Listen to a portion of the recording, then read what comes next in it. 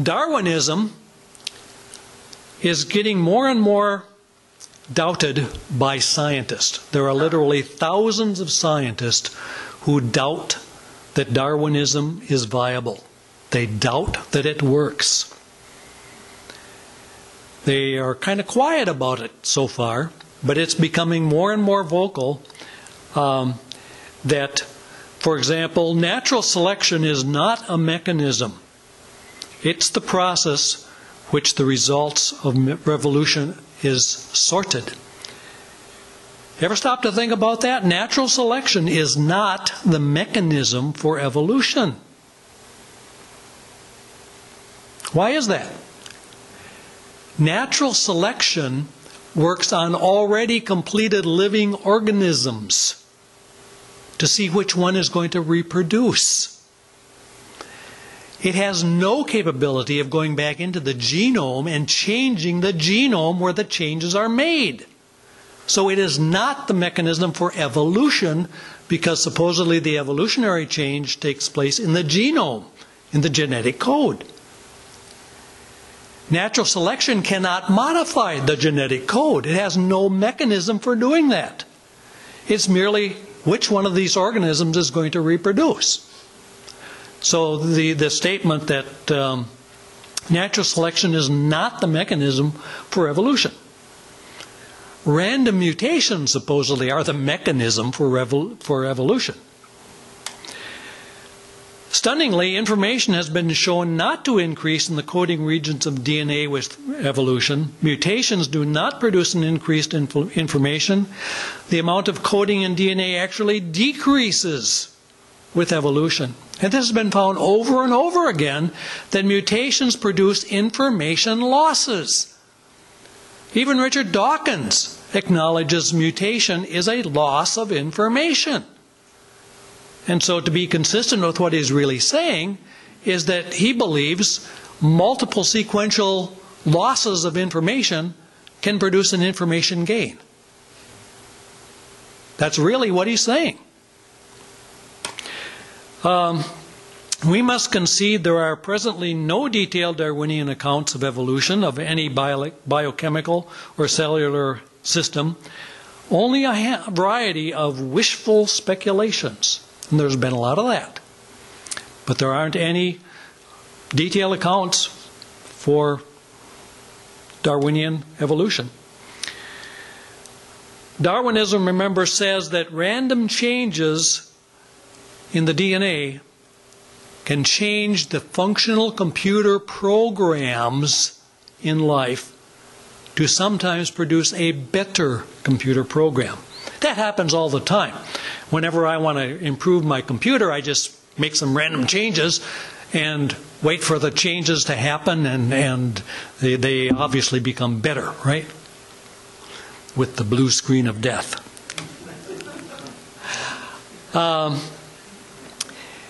There are some people that are really stretching and trying to find some mechanism to replace Darwinism, because they acknowledge Darwinism does not work.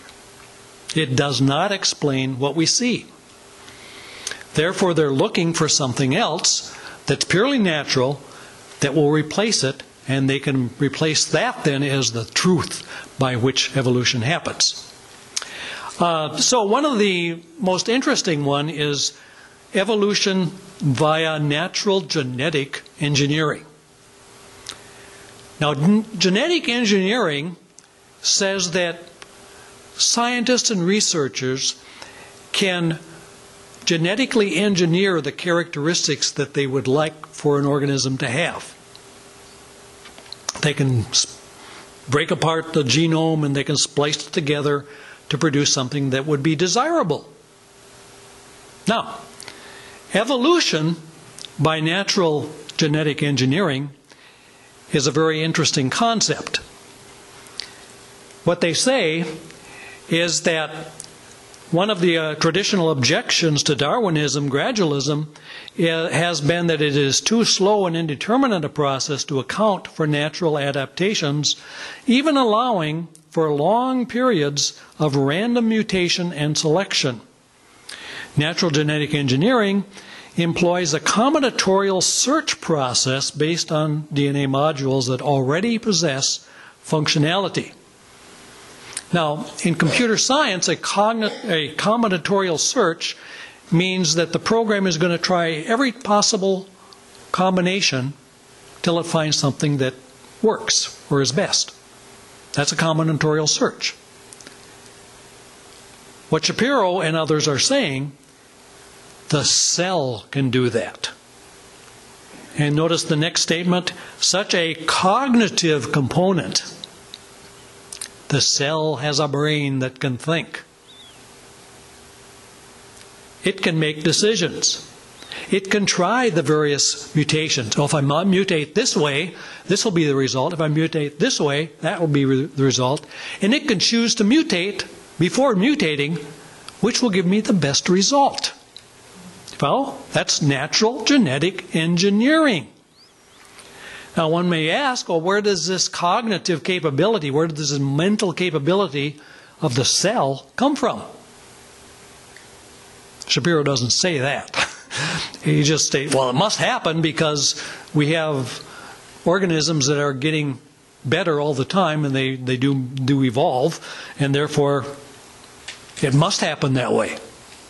But he's offered no proof or no mechanism by which it can be done. His mechanism is the natural genetic engineering, which says that the cell has the capability of determining before mutating which one would be the best way to mutate. And that's totally different than random mutations followed by natural selection. You follow? Totally different. It's not Darwinism. But this one here is one of the chief runners in the evolutionary replacement scenario. Because this thing here, if the cells do this, it would work. But there's no indication that that could be done. What about artificial life programs and simulations, computer simulations? The most famous one of those is Richard Dawkins starting out with a nonsense string of characters. On the 43rd try, it came out with, "Methinks it is like a weasel." Wow, what a fantastic scenario that he was able to produce that by just randomly mutating things. Well, not just randomly mutating. He also stopped the mutation whenever a letter was in the right spot at the right place. Okay? So what that really shows is that smart computer programs can write computer programs to get an output that they want. Anyway, everywhere on the apparatus in the genetic algorithms appear the scientist's fingerprints. The fitness functions. Where do fitness functions come from in these genetic algorithms? Programmers put them in. They said, well, what makes it fit? Well, there are these characteristics. If you tell it ahead of time what will improve the program will modify to make that happen. So basically, these algorithms prove what they aim to refute, the need for intelligence and targets in any creative process. And if without the intelligence and without the targets, you get garbage, as you would expect. So anyway, by neglecting the key factors and unrealistic parameters, permit for conclusions to be claimed which merely reflect what the decision maker intended a priori. So those don't really prove anything, but yet they're touted as being something that shows that evolution can work, where in actuality it doesn't. The theory of evolution itself is a theory universally accepted, not because it can be proven by logical, coherent evidence to be true, but because the only alternative, special creation, is clearly incredible. That's a good reason for believing in evolution, because here we are, fully formed human beings. Obviously, we didn't just pop into existence fully formed like this. We had to have developed through the evolutionary process without the assistance of a creator, because that would be clearly incredible. So that's the reason. Evolution forms a satisfactory faith on which to base our interpretation of nature. Evolution and faith. How many times do you hear that put together? Evolution is a form of faith.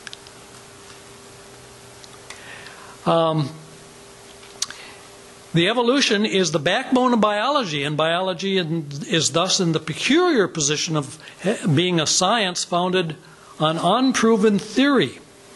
Is it then a science or a faith?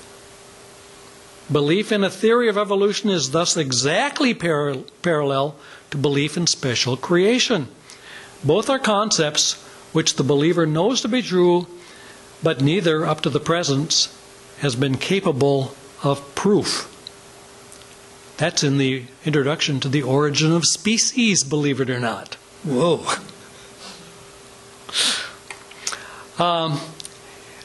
Religion, then. Is evolution a religion? Well, there are many evolutionists who claim that it is. As the creationists claim, belief in modern evolution makes atheists of people. One can have a religious view that is compatible with evolution only if the religious view is indistinguishable from atheism. A recent study earlier this year that showed that of the people entering college as freshmen, 70% of the people who claimed when entering were Christians by the end of their college career had fallen away from Christianity. That's sad, because we don't do a very good job equipping them. That's why I like groups like this where you are equipped. Evolution is a full-fledged alternative to Christianity. Evolution is a religion. This was true of evolution in the beginning, and it is true of evolution still today. A very disturbing paper in the journal Science, the premier journal of science, came out in 2011, lamenting the fact that only 28% of the biology teachers teach evolution like they should. And their fix for this solution is for those who cannot accept evolution as a matter of faith to pursue other careers. So if you can't believe evolution as a matter of faith, not on the basis of evidence, but as a matter of faith, you don't belong as a biology teacher. That to me was very disturbing to me as a scientist, because science is supposed to be based on facts and evidence, not something that has to be dogmatically adhered to on the basis of faith. But yet that is precisely what they're saying should be done with biology teachers in high school. If they don't accept evolution as a matter of faith, they hadn't ought to be teaching biology. And they also acknowledge that this will reduce the supply of teachers who are especially attractive to the most conservative school districts, which is no big surprise. So if we look at the fossil record, it shows a sudden appearance in the fossil record and then stasis. Everything stays the same. That agrees very well with the biblical account that created kinds were created and everything reproduces according to its kind. And things in the fossil record stay the same until they either go extinct or else they're the same today. Irreducible complexity has no natural explanation. And according to Charles Darwin, that should mean his theory should be thrown out. Because he said if it can be shown that there's something exists that cannot be produced by numerous slight modifications, throw out his theory. And therefore his theory really should be thrown out. The Darwinian mechanisms through junk DNA has been disproved. The idea that DNA has all this junk DNA that can be randomly mutated to form useful genes, that has been shown not to be true. It's not junk. The computer simulations for life and artificial life need to be designed. And what they show is that smart programmers can write programs. But basically that's all it shows. It doesn't show anything about that's how life works. There has been no natural explanation for information and programs that are in life. Life is a fantastically complex, interactive computer system with literally millions of real computers and millions of real computer programs in every single cell. And like I said, your body has somewhere between 100 trillion and 300 trillion cells. And every one of those cells has millions of real computers in it. And by the way, if you randomly modified things to produce a sequence that would be a useful computer program, that's not sufficient, because a useful computer program does no good unless it has a useful functional computer hardware to run that computer program on. So both have to come into existence. It's not just, well, the sequence is very improbable, but there it is. It's very improbable, but in order to make it useful, you also have to have a functional computer to read and execute the program. Where did the computer hardware come from? It's another big unknown natural explanation. And I point out a whole bunch of those things in my book, Programming of Life, that has a list of about 10 things that these things need scientific explanations and mechanisms before you proclaim these things as science. Because there is no scientific explanation for it. How do you explain the existence of functional computer programs? How do you explain the existence of functional computer hardware? Both of those are very, very complex, and both of them, in order to be useful, have to come into existence simultaneously. Okay? Anyway, we need to realize that our knowledge on any subject is very limited because we now see but a poor reflection as in a mirror. But the proven reliability of the Bible, and that life is fearfully and wonderfully made, and that everything reproduces according to its kind and so forth, those things can enhance our acceptance and in the accuracy of the biblical records. So that things that we don't know about yet, hell, judgment, so forth, those are based on faith that we can't see yet. So by knowing that it's reliable in other areas, we have no reason to believe that it may not be in these areas also, which is good for our faith. But we need to realize that the world is blind to many truths because they have exchanged the truth of God for a lie.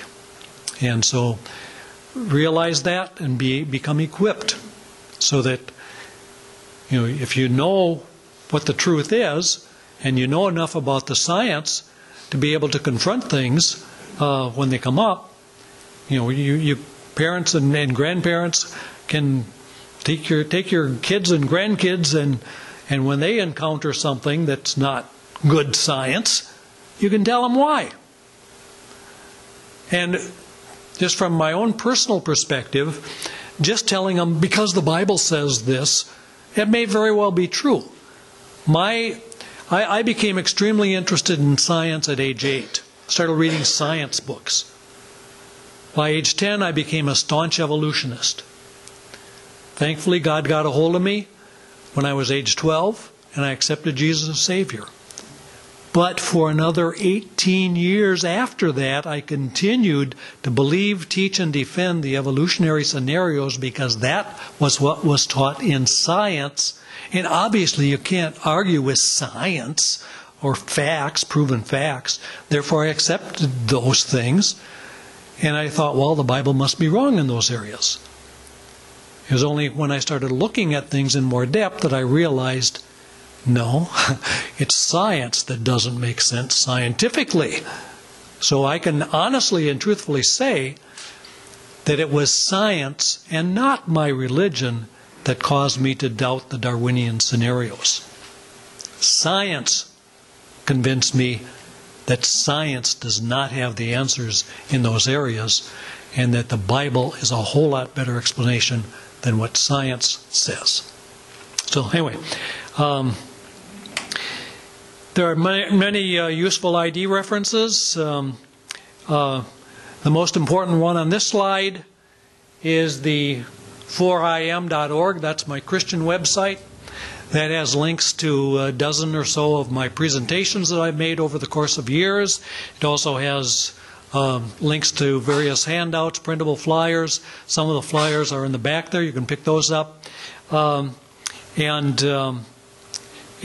has my speaking schedule and things like that as well. But it has a lot of other things that you might find interesting.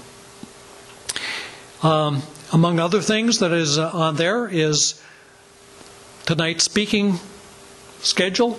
It has links to the PDFs. So all the PDFs of the slides that I'm presenting to you are on there. You can download them and print them and do whatever you want with them. So, questions? So, that PDF, you could take pages off that and put it into like a PowerPoint? You could, if you wanted a PowerPoint, if you email me, I could, probably send you a PowerPoint of it. But that has a PDF, basically four of the slides per page, so that you can see what they are. But you could use the information from that.